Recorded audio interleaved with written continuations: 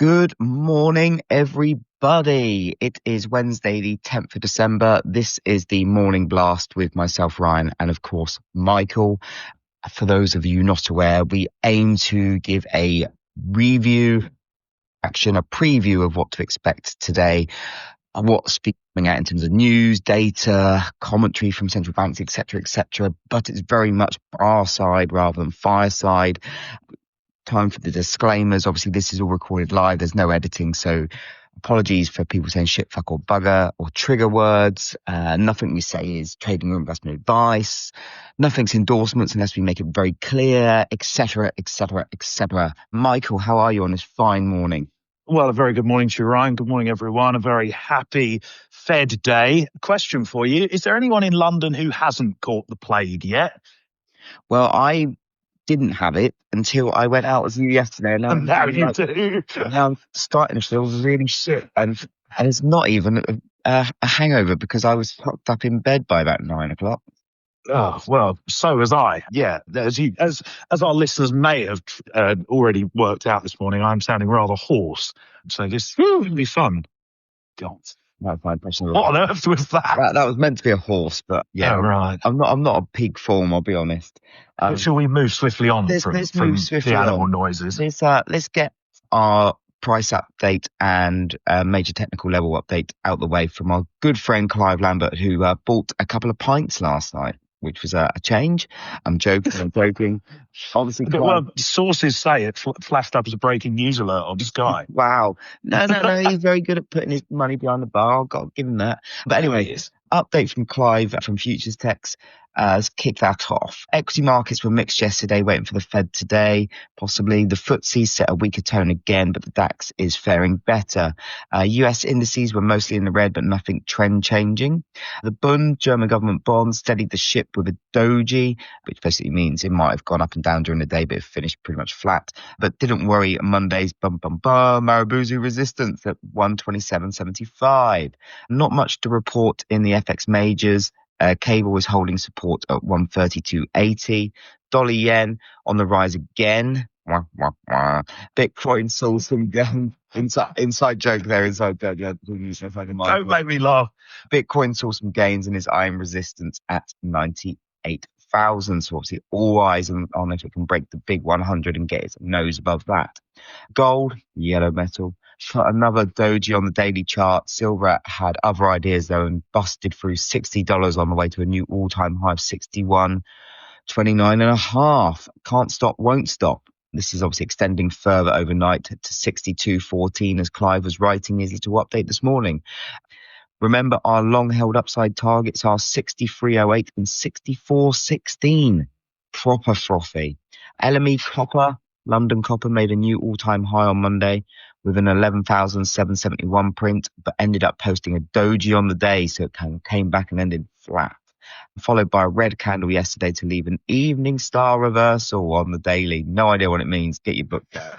Although there's been no follow through from the bears yet today. LME aluminium has put on some more distance on the resistance at 29,020. The oil benchmarks, Brent and WTI, saw some further weakness after Friday's failures to trend resistance lines. Henry Hub, US natural gas, continued Monday's bearish work, breaking 4.728 to 4.740 without as much as a blink. Gas oil broke support at 6.48, so still looking to go lower, targeting 6.05 next. TTF, which is obviously European benchmark natural gas for those unaware, has steadied the ship for now. EU markets, carbon markets, I posted a positive day yesterday and is still nicely bullish, eyeing resistance at 83.37 and 84.50 to 55. Corn over stateside is still looking support at 531 for now. Soybeans weaker once more. And that's it from Clive. Thank you for that very much, Clive. What have you got for us, Mr. Brown? What happened yesterday? Well, you were in the pub from midday. Indeed, I was. Very much, yeah. And market's very much in wait and see mode, to be completely honest with you, as you would expect. And as Clive alluded to, as we move towards the FOMC later on, which obviously we'll cover in some depth in a short while. In terms of fundamental developments yesterday, we did have a few bits and bobs in terms of US labour market data. We got 2 months worth of job opening stats with the JOLTS report to job openings having been at 7.58 million in September and then at 7.67 million in October. Both of those considerably above the 7.23 million level that we had in August, which was, of course, the data that we had prior to that, but frankly not causing too much by way of market reaction. We also had the weekly ADP employment report, which again just emphasized the sort of no hire, no fire nature of the US labor market. According to the ADP, private sector employers in the United States added an average of 4,750 jobs per week in the 4 weeks to November the 22nd in a labor force of 170 odd million. You may as well round that number down to zero and basically say there is just not a lot of hiring going on at the moment. Again, supporting the case for the Fed to deliver another 25 basis point cut at the conclusion of their meeting later on today. Besides the data, we did hear from President Trump yesterday. He gave quite a wide-ranging interview to Politico on geopolitics. He was talking about Europe and saying how nations in Europe are decaying as a result of their weak leadership. Sounds like he's taking lines from the Kremlin on that one, but there we are. He was also talking about tariffs, saying that they may make some changes to tariffs in an attempt to lower prices. I think that this is something we're going to be hearing quite a lot more of as we move into next year. The administration seem to finally be realizing that, tariffs do probably have a place on certain things that can be manufactured in the United States, like cars, for example, but on things like coffee and bananas, which you simply cannot grow in the United States, putting a tariff on them to try and bring back domestic production is slightly stupid. Sorry, just one last thing on that.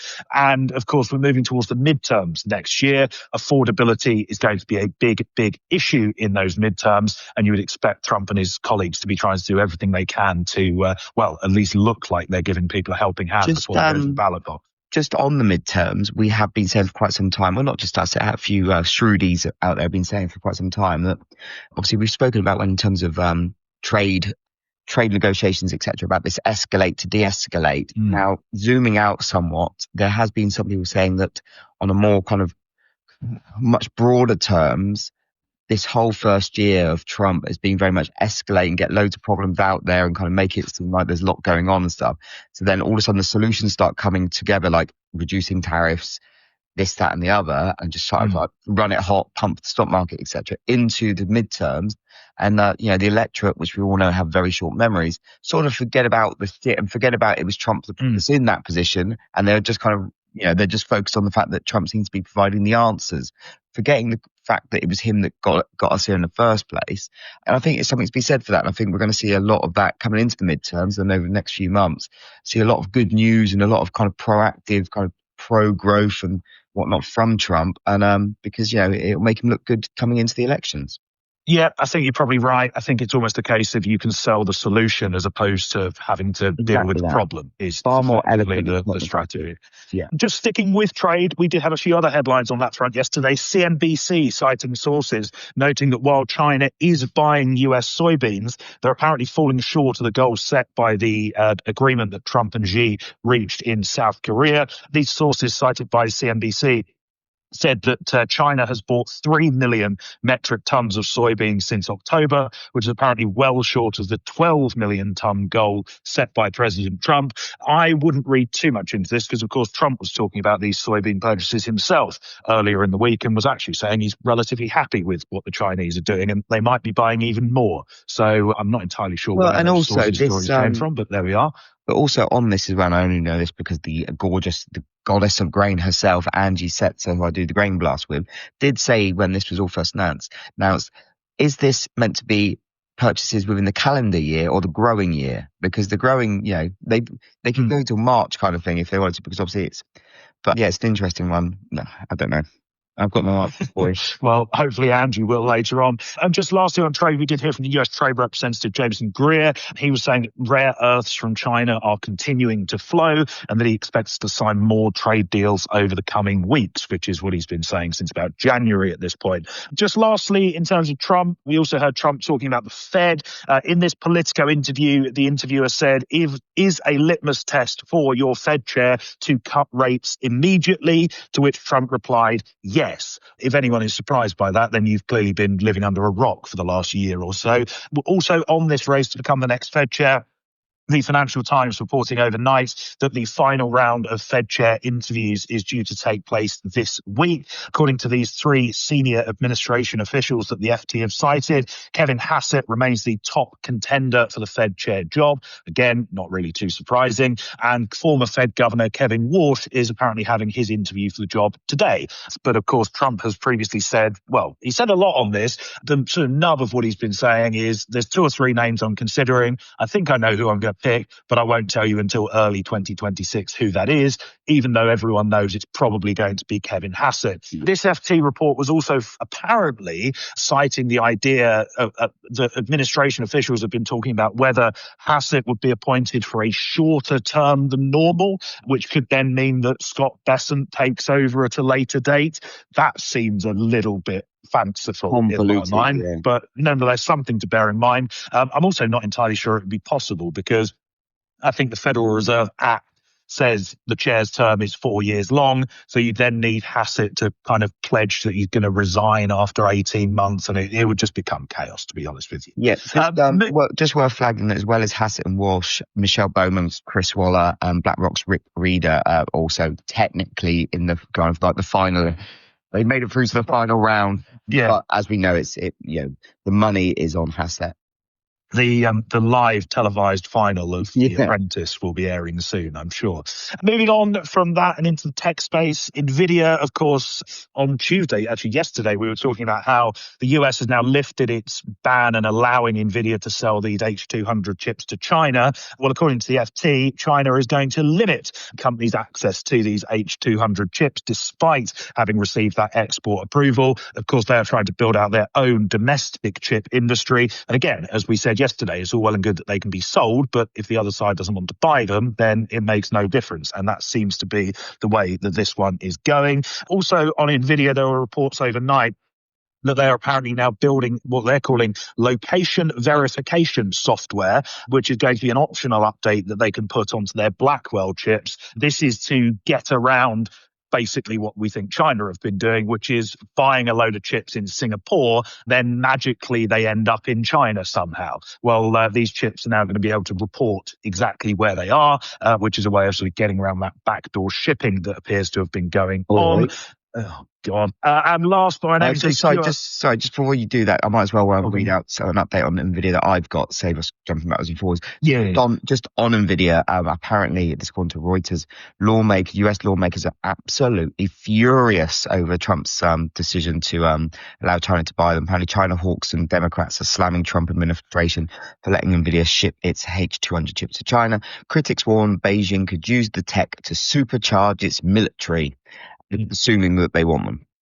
Well, exactly. It is also just worth noticing, actually, that one of the very few issues that unites both sides of the political aisle in the US at the moment, despite how divided they all are, is basically anti-China sentiment. Yeah. So that one could have some legs. Just a few other headlines in the AI space before I wrap up, because obviously we're going to talk about the Fed later on. CNBC noting that Meta could release a new AI model in the first quarter of next year. Apparently, this will be called Avocado. Again, these people really need to work on their branding, and quite a lot of investment going into India, it would seem. Microsoft announcing yesterday that they're committing to $17.5 billion worth of investment to support India's AI building. This will take place over the next 4 years. And not wanting to be left behind, Amazon, they're going to throw $35 billion into India through to the end of 2030. And for the time being, that's all from me. Wonderful. Thank you very much for that, Mr. Michael Brown. I'll read out some choice headlines from the Overnight News Roundup. As always, do follow Zach Eisman on Twitter, and also do subscribe to our Substack, the Overnight News Roundup, to get all of these sent directly into your inbox. I've just selected about a dozen, but there's plenty in there to keep you updated about what's going on and what's moving markets. Amazon, they're dropping $35 billion on India, not physically, I hope. Amazon are investing more than $35 billion in India by 2030 to expand AI capabilities and boost exports. The tech giant is betting big on the world's most populous country. GE Verona is rewarding shareholders, doubling its quarterly dividend to 50 cents and boosting its buyback plan. by $4 billion to a whopping $10 billion. Big tech data center build out is driving massive power demand. Picks and shovels time. Activist investor Elliott just bought a 5% stake in Toyota Industries for $1.7 billion. The same company Toyota Motor wants to buy out. This could get interesting, apparently. So one to keep an eye on in Japanese kind of buyouts and takeover markets. SK Hynix eyeing a New York listing. The Korean memory chip giant SK Hynix is exploring a New York share listing to close the valuation gap with rivals like Micron. Another big chip maker could be heading to the street. China property stocks surge on stimulus hopes. Chinese property stocks are rallying hard on speculation of new policy support and progress in China's Vanke debt talks. The beating Dow sector is showing signs of life finally, but how many times have we heard this before? Japan is mulling wealth tax on the ultra rich. They're considering expanding taxes on the ultra wealthy, lowering the threshold from 5 billion yen to 600 billion. From 3 billion yen to 600 million yen, which is about $3.8 million. The rich in Japan could be about to pay a lot more. US Navy hires Palantir to fix its submarine production. The Navy is turning to Palantir, who no one really knows what they do, to help speed up submarine production, betting the data. Well, judging by that thing the other day, I'm not sure their CEO knows what they do. No, quite. Where was it? To help speed up submarine production, betting the data analytics firm can expose supply chain problems that have plagued the program for years. The CEO of South Korea's largest e-commerce company has stepped down after a historic data breach exposed personal information of more than 30 million people. Hedge fund bets, they're moving forward on drug stocks, have made a bumper profit this year as Big Pharma's deal-making spree drives the biggest rally in biotech in a decade. China puts Huawei AI chips on the government shopping list. China has added domestic AI chips from Huawei and Cambricon to its official government procurement list for the first time, a boost for local chip makers ahead of Trump's NVIDIA decision. Just on that, fair enough, our good friend Zach actually posted a piece out this morning, which was basically sources from a company in China that are basically saying, yeah, it's all well and good that China are now saying we've got to buy domestically, but we've built basically our whole business on NVIDIA chips, and it means we're going to have to do a load of work to kind of rewrite the code and whatnot for these new chips. So there's already some pushback domestically from Chinese businesses on this. Where was I? Russian and Chinese bombers, they flew near Japan and South Korea in a joint patrol that Tokyo called a, quote, show of force. It's worst diplomatic crisis in years between Japan and China. Trump suggests that Biden's Fed appointments might be illegal. Here we go again. Trump said he's heard Biden use an auto pen to sign some Fed governor appointments and suggested he could challenge their legality. The independence of the central bank is under more scrutiny. And finally, for me, before we hand back to you, French shipping giant CMA CGM is planning more journeys through the Suez Canal after Houthi Yemen's rebels signaled a halt to their strikes. Global supply chains could get some relief. And yeah, for anyone that has forgotten about this, there's still basically no traffic going through the Gulf, through the Suez Canal. So maybe that will change. I don't know. But anyway, back to the studio. No, nor do I. Maybe our mate Yuresh can knock up a note on it at some point. But logic would say if companies stop going around the Horn of Africa and go through the Suez, that is a shorter journey, so it should bring down shipping costs. But I am absolutely no expert in this. Are you done? I am. Oh, you are? Right, fine. In terms of today then, I'll get on to the Fed in a second, but before that, at 2:45 London time this afternoon, we do have a policy decision from the Bank of Canada. The BOC set to keep policy rates steady at 2.25%, reiterating that the easing cycle is done and dusted. After that really hot jobs report that we had last week, Canadian money market is actually now fully discounting a 25 basis point hike from the BOC by October of 2026, basically this time next year. I think it's unlikely the BOC explicitly endorsed that pricing, but nonetheless something to bear in mind is that the narrative is now one that's very much shifting towards easing cycles either being done or coming to a conclusion. And I guess that kind of applies to the Fed as well. At 7 o'clock this evening, of course, we'll be getting the FOMC's latest policy decision. Accompanying that will be the updated policy statement statement, and also the quarterly summary of economic projections, which will be followed half an hour later by Chair Powell's post-meeting press conference. We are expecting a 25 basis point cut to the Fed funds rate at this meeting, which would lower the target range to between 3.5% and 3.75%, with money markets pricing in around about a 9 in 10 chance of such an action. And in many ways, that is the biggest argument to deliver such a cut in order to avoid surprising market participants and sparking an unwarranted tightening in financial conditions. Though, of course, the official reasoning behind continuing to ease policy is risk management moves in order to try and shore up the labour market, which is showing signs of stalling.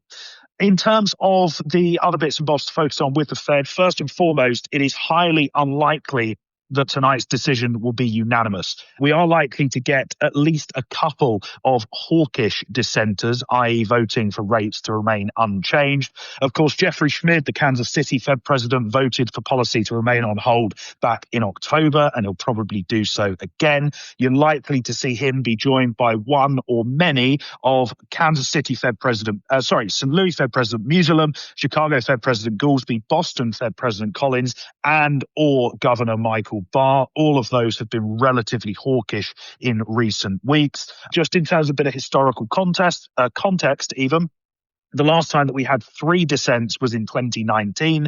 The last time we had 4 dissents was in 1983. And we have never had 5 dissents against a policy decision. It's not only hawkish dissent that you need to look out for, though, but dovish dissent as well. It is highly likely that Governor Stephen Miron will vote for another 50 basis point cut, although he has said already explicitly that if his vote was the marginal one, i.e. it's down to him whether they cut rates at all or stand pat, then he would vote for a 25 basis point cut just to ensure that rates do move lower. So do bear that one in mind when we're looking at the vote split. In terms of the policy statement, the economic assessment, that's likely to be pretty much unchanged from the one that they issued in October, basically because we haven't really had any data since then, although there is a pretty high likelihood that the forward guidance has a subtle tweak to it, signaling increased data dependency around future rate moves. One of the ways the Fed could do this is to add the extent and timing of additional adjustments to the Fed funds rate. That line currently just reads when determining additional adjustments. So extent and timing would be a bit of a hawkish tweak to that statement. In terms of the projections, the economic forecasts, again, because we haven't really had much by way of data since the September forecast round, they are likely to be pretty much unchanged across the horizon. Although, as always, it will be the dot plot that is in sharp focus. The 2026 median expectation is currently for just one 25 basis point cut to be delivered next year. Do note, though, that the dispersion, i.e. the spread among individual policymakers and where they see rates going, is absolutely huge on that dot plot. And it's so big that just one dovish revision would see the median fall to pointing towards 2 25 basis point cuts next year, while 2 policymakers making a hawkish revision could see that median rise to point to no cuts throughout 2026. The reason why I mention this is because the market is obviously going to be very, very sensitive to that 2026 dot, and whenever that headline pops up at 7 o'clock this evening, but actually you could see quite a lot of volatility on the back of, 2 policymakers changing their rate expectations. So I would expect Chair Powell to not necessarily push back, but kind of try and water down any significance of the dot plot at the post-meeting press conference. We do love a pushback story. Oh, God. Speaking of that post-meeting press conference, of course, last time out in October, the key line from Chair Powell was when he said that another cut in December is far from a foregone conclusion. You would then naturally question, does he use the same language to describe rate cuts or potential rate cuts in the first half of next year? The other things to keep an eye on is whether Powell continues to describe policy as either moderately or modestly restrictive. If he does, that's a sign that he believes rates are still above neutral, i.e. there's more room for cuts. If he doesn't, then are we getting close to neutral? Are we getting close to the end of the easing cycle? The other thing to keep an eye on is just to go back to the language Chair Powell was using in the first 6 months of this year when the Fed were on hold, he was describing policy as being in a good place. And that was very much taken by the market as a sign that, the Fed are not doing anything for the time being. I don't think he'll repeat that today, but if he does, that would imply that the Fed could well be on hold for a prolonged period of time. That is the Fed preview done and dusted. The other thing just to mention on that is, and we alluded to this earlier in the week, I think many market participants are going to be viewing the FOMC today as basically the end of the year. Yes, we have non-farm payrolls due next week. Yes, we have US CPI due next week. But I think a lot of participants traditionally go, last Fed meeting's done, the year is over. As a result of that, do bear in mind that conditions could thin out and become like my Barnet very, very rapidly towards the back end of this week, and also probably even worse into next week as well. So do bear that in mind if you are trading. Just other bits and bobs to focus on today. Of course, the Fed is going to take by far and away the lion's share of the attention, and you'd expect markets to largely tread water into that meeting later on. We are, though, due to hear from the ECB President, Christine Lagarde. She is speaking in London this morning. Not entirely sure what about, but I'm sure she'll be making some exhilarating remarks nonetheless. And then also just on the earnings front, after the market closed, we are due to hear from Oracle. Not a huge index weighting, Oracle, but of course they have been very much in the limelight recently in terms of the AI story and also in terms of this massive debt sale that they embarked on. So again, potentially some volatility in some of the tech and AI related names on Oracle's report. An AI bellwether stock. Indeed, that's the word I was looking for. And speaking of bellwethers, we hear from Broadcom after the close tomorrow, so that might be something to bear in mind as well. But in the here and now, all eyes on the Fed should be getting a hawkish 25 basis point cut this evening, and that is all from me. There you go. You heard it here first. Hawkish cuts. Michael, thank you so much as always, my dear friend. Listeners, thank you all for listening in and putting up with us. We hope we've added some value and put a smile on your face. Whatever you're doing.